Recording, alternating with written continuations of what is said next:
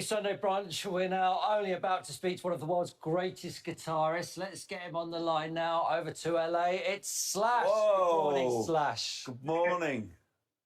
Hi, good morning. Hey. Oh, it's so very cool to speak to you. We are British, Slash, so I have to ask you, what's the weather like in LA at the moment? It's pretty nice. You know, it's probably about 60 degrees, I guess, when I got in the house. Cool. Many moons ago, I interviewed you on a radio show, and we ended up spending quite a lot of time talking about you coming from Stoke-on-Trent, which was fantastic. It was a fascinating interview. You really like coming from Stoke-on-Trent, don't you? Well, I mean, I loved living there when I was a kid.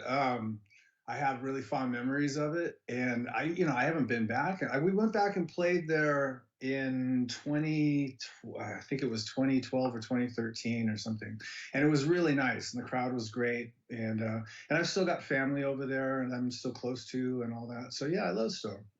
So do you class yourself as British, or are you American now? Do we still own you, Slash?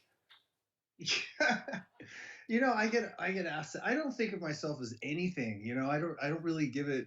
I mean, I have to say I'm very proud of my British heritage, but I live in Los Angeles, and so I spend a lot of time, you know, here. But I spend so much time touring. I'm not from anywhere at this point.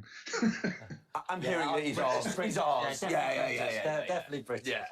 Let's talk about. I'm very ecstatic about my British background. So yeah, I would love to consider myself British before I consider myself American. Well, we'll do that. We'll take that. Let's talk about your new album, Slash. Here, I look at this. That is a great record, Steve. Gotta love that. That's fantastic. Tell us about it, Slash. Yeah, you got one. I don't even have one of those. I'll sell it to you.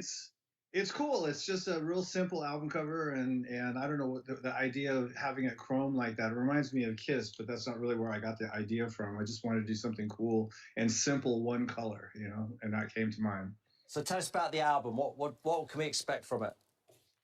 Well, let's see. We recorded it live, which is one of the cool things about it. We just recorded it live off the floor, so it's very energetic and spontaneous, and it's got a certain vibrancy to it. It's a good record, you know, 10 songs and some cool rock and roll on there. But you'd have to listen to it. I'm not good at describing it. So, Slash, it's really interesting. Do you think your fans and stuff, they want to hear that live feel again? Too much stuff has been made in a studio, and I think that's what people want, isn't it? To actually hear, you know, the rawness of a live music. I don't know what everybody else wants, but that's what I want, you know.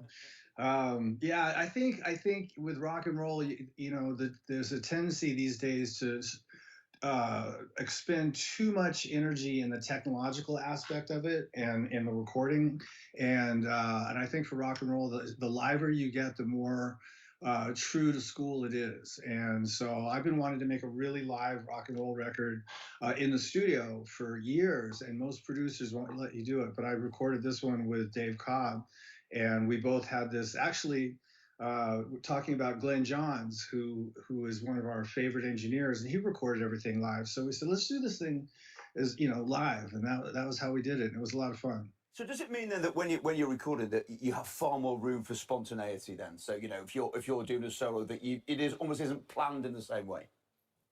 Yeah, there's a certain, you know, looseness to it.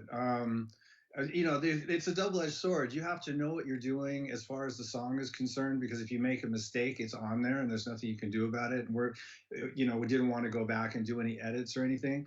So you try and stick to the arrangement as much as possible and think about what you're doing a little bit. But at the same time, everything is happening in the moment, and it's just this sort of natural emotional aspect to it that you don't really get when you're piecing it together with overdubs and whatnot. Slash, let's have a listen to some of it. This is your single, The River Is Rising.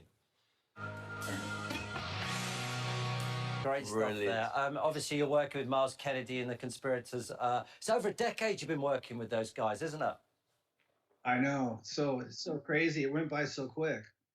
When are you going out on tour with them? Are you doing some more gigs around America? Yeah, we're doing a U.S. tour starting first shows on the 8th of February, and that goes through March. And then we're going to come back and do international stuff at the beginning of 2023. And so we'll be over in the UK sometime in the very early 2023. There's a big gap because I'm doing a European tour with Guns N' Roses this summer, and then we also have